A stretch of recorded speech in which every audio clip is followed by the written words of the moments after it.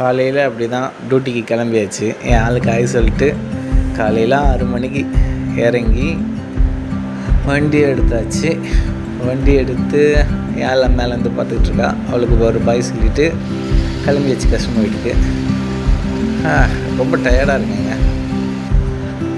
Customer place எத்தியாச்சு, வந்தாச்சு. ரோடே காலியாக இருக்குது, யாரும் இல்லை.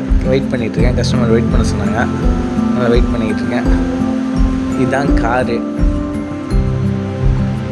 சுசுகி. செம வண்டிங்க, நல்லா இருந்துச்சு ஓட்டுறதுக்கு. ஆக்சுவலி ட்ரிபிட்டு. அப்படியே வண்டிக்கும் சாப்பிட்றதுக்கு சாப்பாடு போட்டுட்டு நம்ம கிளம்பிட்டோம் காஞ்சிபுரத்துக்கு. போகிற அப்படியே காஞ்சிபுரம் கிளம்பி போகிற வழியெல்லாம் நல்லா டிராஃபிக்லாம் இருந்தது. தாண்டி காஞ்சிபுரம் வந்தாச்சு. வந்து கஸ்டமரோட ப்ளேஸ் கிட்டே போயிட்டோம். ஆக்சுவலி அப்புறம் கஸ்டமரோட அவங்க மருமகளை பிக்கப் பண்ணுறதுக்காக அந்தவாசி தாண்டி போயிட்டு இருந்தோம். இடம் சூப்பராக இருந்துச்சுங்க. கிளைமேட் செம்மையாக இருந்துச்சு. இந்த கிளைமேட்டில் வண்டி ஓட்ட ரொம்ப சந்தோஷமாக இருந்துச்சு.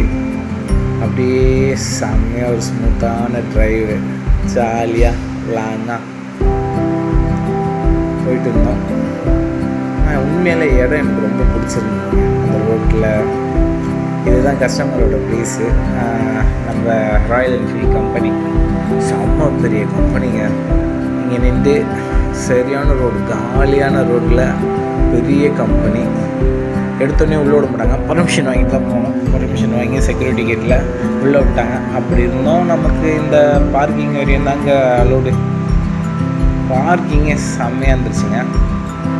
பெருசாக நல்லா நீட் அண்ட் க்ளீனாக அந்த கிளைமேட்டுக்கும் அந்த லொக்கேஷனுக்கும் சூப்பராக இருந்துச்சு.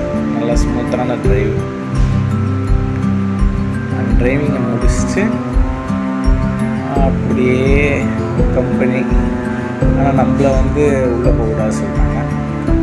அங்கேயே வெயிட் பண்ண சொல்லிட்டாங்க. ராயல் என்ஃபீல்ட் கம்பெனி செம்மையாக இருக்குங்க.